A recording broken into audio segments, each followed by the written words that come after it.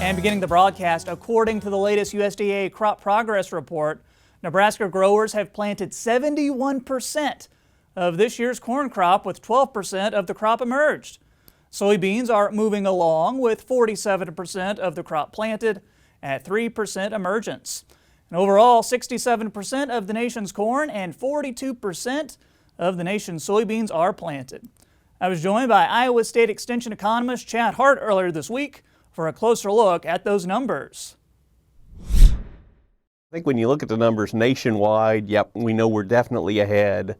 And that, I guess I'll call it that surge, a lot of that is driven by the dry conditions that we've had. So call this the blessing of the drought, if you will, allowing us to get out in the fields, especially in the northern parts of the Corn Belt, a little bit earlier than normal. But I think the numbers also sort of hide this north-south divide that we're seeing right now in terms of planting. The idea is, yes, we are well ahead as you look in the central and northern parts of the Corn Belt. But as you start to look down south, that's when you see, delays happening there due to wet conditions.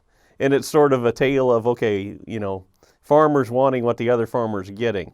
The guys down south would like to dry out a bit so they could catch up. Meanwhile, here us up north have been searching for moisture and hoping that it moves north here soon.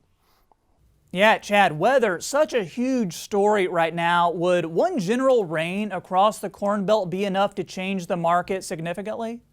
Well, I think it's more than one round. I think it's one of these deals of when we look at how dry our soil conditions are right now, I think the market it knows that we're going to need some sustained rains over the next couple of months to really help this crop get through. Yeah, the system that just came through here provided that needed shot, here right after we got a majority of the crop planted. So that gets us going, but we know that we're going to need another good rain like that within the next week. We're going to need another one after that in a couple of weeks. And so I think it is looking for more of a change in the overall weather pattern as opposed to just one good storm changing the market's thoughts on this crop. Okay, Chad, I also want to talk about corn because we had that 8-year high last week.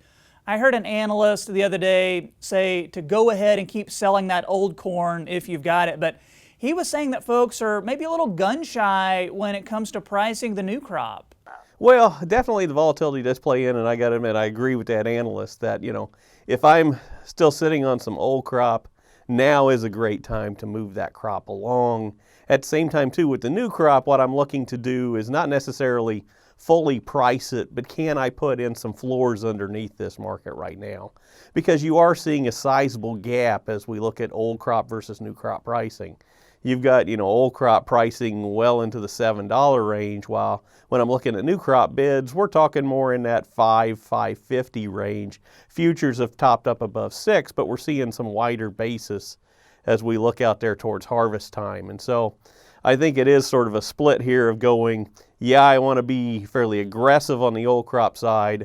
I want to be, let's call it selectively aggressive with new crop, but probably not fully locking in that price, especially the basis at this point in time. I may be looking to put in a floor underneath futures by either using a hedge or a put option, but I'm not looking to fully price that new crop yet. And then with soybeans, I don't really know that there's anyone out there with old crop, maybe a very small percentage, but maybe a bit more of a cap on potential losses with soybeans since the supplies are so tight, you think?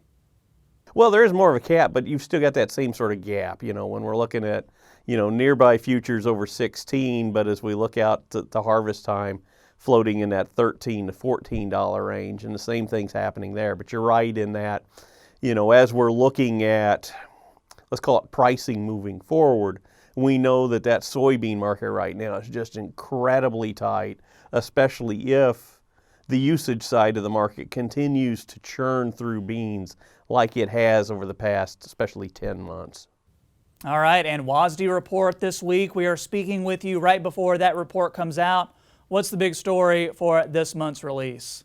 So as we look at this month's report, May is always the first time when they put out that new crop projection. As you look out there, May is not a time when they typically make any adjustments on the supply side, so they tend to stick with trend line yields.